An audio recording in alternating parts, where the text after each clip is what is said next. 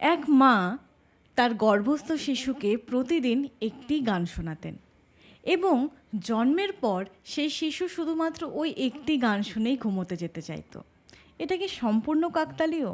2013 সালে ফ্রান্সে একটি গবেষণা করা হয়। গর্ভস্থ শিশুদেরকে প্রতিদিন একটি গানই শোনানো হতো এবং জন্মের পর দেখা যায় যে সেই বাচ্চাদের 50,000 নতুন শব্দের মধ্যেও তারা শুধুমাত্র ওই একটি গানেই শিশুদের ব্রেন সাড়া দিচ্ছে। মানে এরকে বলে অডিটরি মেমোরি ইমপ্রিন্ট, অর্থাৎ শিশুদের ব্রেনে সেই গানের ছন্দ গেঁথে গিয়েছে। আপনি যা শোনাচ্ছেন, যা বলছেন, সেটাই ওর মনে থেকে যাচ্ছে, ওর মনে, ওর ঘুমে, ওর ভবিষ্যতের ব্রেন লুপে। তাই আপনি কি শোনাচ্ছেন সেটাতেই কিন্তু ওর ভিত তৈরি হয়ে যাচ্ছে।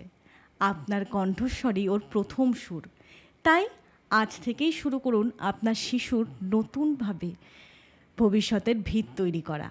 কমেন্টে লিখুন সং, আমি আপনাদের পাঠাবো 3টে এমন সুর যা আপনার শিশুর ব্রেন সেল তৈরিতে হেল্প করবে এবং ওর ইমোশনাল ব্যালেন্স রাখতে হেল্প করবে। Thank you.